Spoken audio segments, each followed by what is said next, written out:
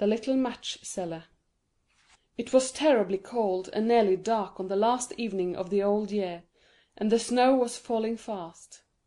In the cold and the darkness, a poor little girl, with bare head and naked feet, roamed through the streets. It is true she had on a pair of slippers when she left home, but they were not of much use. They were very large, so large indeed that they had belonged to her mother, and the poor little creature had lost them in running across the street to avoid two carriages that were rolling along at a terrible rate. One of the slippers she could not find, and a boy seized upon the other and ran away with it, saying that he could use it as a cradle when he had children of his own. So the little girl went on with her little naked feet, which were quite red and blue with the cold. In an old apron she carried a number of matches, and had a bundle of them in her hands. No one had bought anything of her the whole day, nor had anyone given her even a penny. The snowflakes fell on her long, fair hair, which hung in curls on her shoulders, but she regarded them not. Lights were shining from every window, and there was a savoury smell of roast goose, for it was New Year's Eve. Yes, she remembered that. In a corner between two houses, one of which projected beyond the other, she sank down and huddled herself together. She had drawn her little feet under her, but she could not keep off the cold, and she dared not go home, for she had sold no matches, and could not take home even a penny of money. Her father would certainly beat her. Besides, it was almost as cold at home as here, for they had only the roof to cover them, through which the wind howled, although the largest holes had been stopped up with straw and rags. Her little hands were almost frozen with the cold. Ah, perhaps a burning match might be some good, if she could draw it from the bundle and strike it against the wall, just to warm her fingers. She drew one out. Scratch! How it sputtered as it burnt! It gave a warm, bright light, like a little candle, as she held her hand over it. It was really a wonderful light. It seemed to the little girl she was sitting by a large iron stove, with polished brass feet and a brass ornament. How the fire burned! And seemed so beautifully warm that the child stretched out her feet as if to warm them, when, lo! the flame of the match went out, the stove vanished, and she had only the remains of the half-burnt match in her hand. She rubbed another match on the wall. It burst into flame, and where its light fell upon the wall it became as transparent as a veil, and she could see into the room.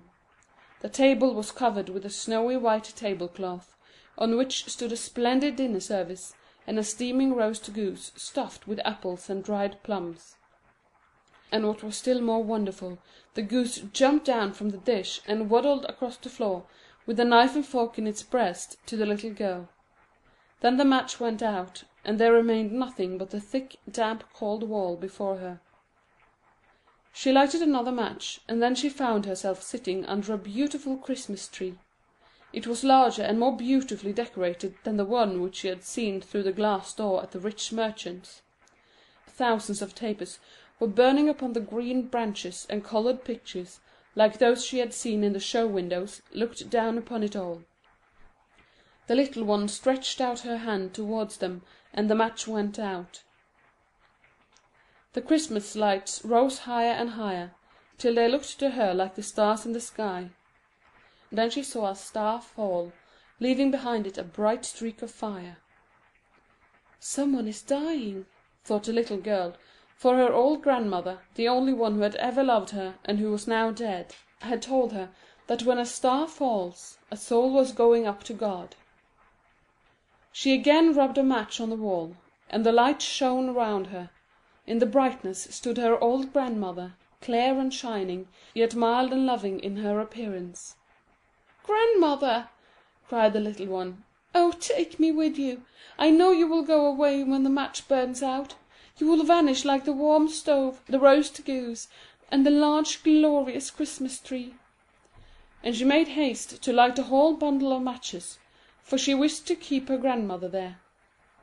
And the matches glowed with a light that was brighter than the noonday, and her grandmother had never appeared so large or so beautiful. She took the little girl in her arms, and they both flew upwards in a brightness and joy far above the earth, where there was neither cold nor hunger nor pain, for they were with God. In the dawn of morning there lay the poor little one, with pale cheeks and smiling mouth, leaning against the wall. She had been frozen to death on the last evening of the year, and the New Year's sun rose and shone upon a little corpse. The child still sat, in the stiffness of death, holding the matches in her hand, one bundle of which was burnt. "She tried to warm herself," said some. No one imagined what beautiful things she had seen, nor into what glory she had entered with her grandmother on New Year's Day. End of Project Gutenberg by Christine G. in Oslo, Norway.